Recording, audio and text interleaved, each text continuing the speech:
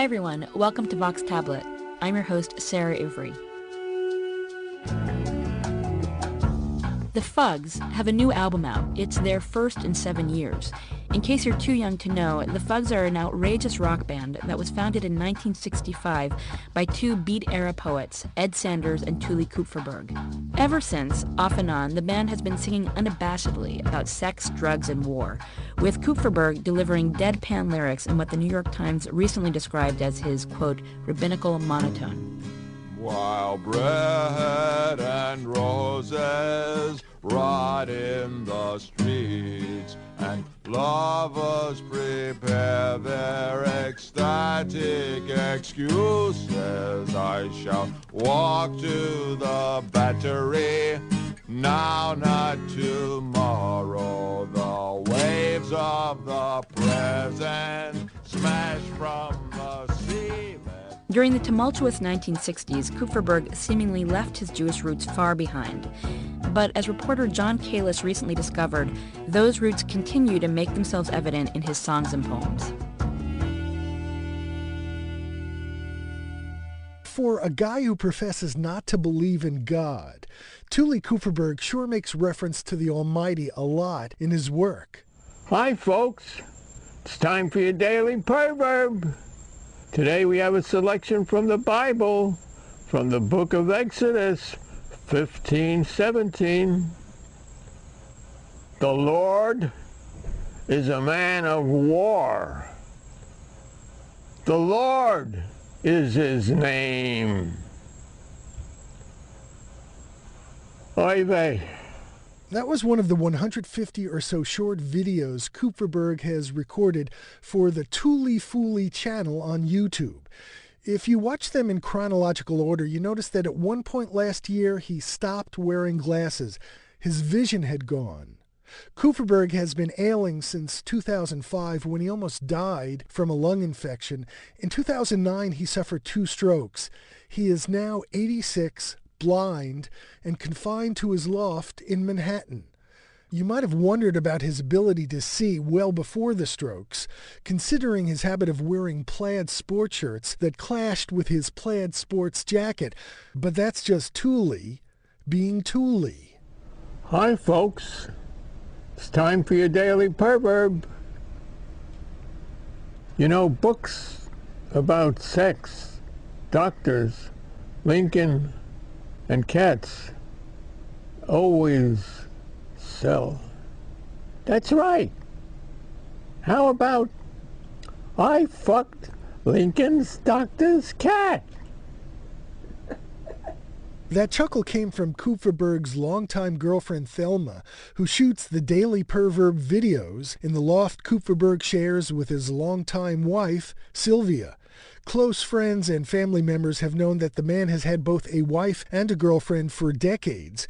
In one video that features him reading his poetry, Kupferberg points to a picture of a couple kissing, refers to them as lovebirds, and adds, "There should always be at least 2. Time for your daily proverb. An eye for an eye, a tooth for a tooth, a kiss for a kiss, and a hug for a hug. Mwah. Some of these YouTube videos feature lengthy political raps espousing an anarchist pacifist worldview. Some are excerpts from the public access cable TV show Kupferberg used to do. There's a poem about a yeshiva bucher and a song that mentions the Baal Shem Tov. But mostly the daily perverbs are one-liners. Is there life after birth?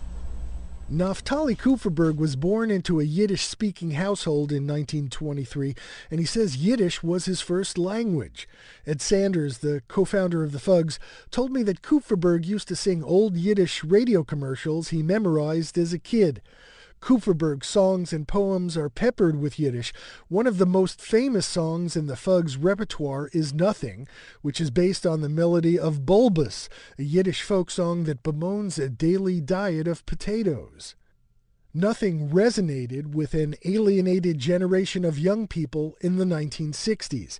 In some versions of Kupferberg's nihilistic masterpiece, the Fugs sing a verse in Yiddish. Oh, and by the way, if you purchase the song through iTunes, you get a message that says, "Are you sure you want to download and buy nothing?" Monday, nothing. Tuesday, nothing. Wednesday and Thursday, nothing. Friday for a change, a little more nothing. Saturday once more, nothing. Roosevelt fake, nothing. Truman bloody, nothing. Eisenhower dopey, nothing. Johnson, Nixon, humongous pricks, and Reagan, atomic death, nothing. Kupferberg has continued to go back to the well of Yiddish music for his satirical songs. One tune that harpoons apolitical artists uses the melody of the Yiddish theater standard, "I Am a Boarder by My Wife." I am an artist for art's sake. It was God who gave me my big break. I was born for a higher reason, and all his angels I am pleasing. The vocal track for the version of "I Am an Artist for Art's Sake" on the new Fugs album was recorded at his home in Manhattan because Kupferberg was not well enough to join the rest of the Fugs in a recording studio near Woodstock in upstate New York. Oh, I do let the world pass me right by. The golden section runs right through my eye. Let other people freeze and fight. Someone's gotta paint it right. I am an artist, for art's sake. I am an artist for art's sake. It was God who gave me my big break. I was born for a higher reason, and all his angels I am pleasing. I'm an artist for God's sake.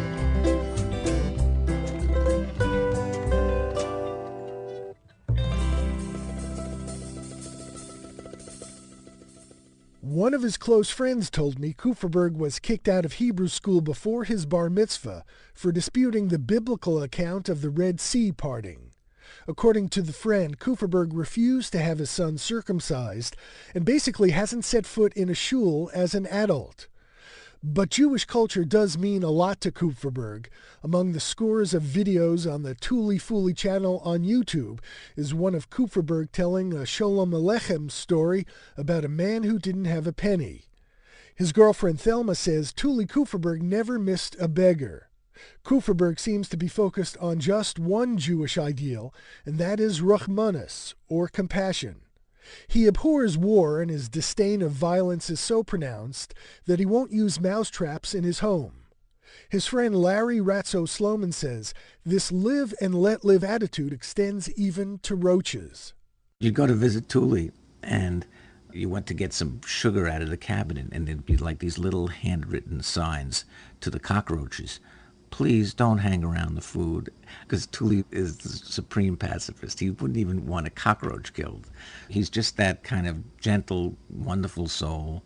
Another friend, Steve Ben Israel, recalled running into Kupferberg in the days when Kupferberg could still go outside. It was, Israel says, like running into a hip rabbi. Guys like Tuli, they're always hipping you to stuff. And he always says, "Did you hear?" You know, and it's always some kind of funny or heavy story what human beings are doing to each other in the world, you know. Tuli has that great Jewish humor. It's not so much the self-deprecating kind. It's the humor with substance, with feeling, with heart, with yearning for a better world, you know. Backward Jewish soldiers strolling back from war. Hug your Gentile brothers as you've done before.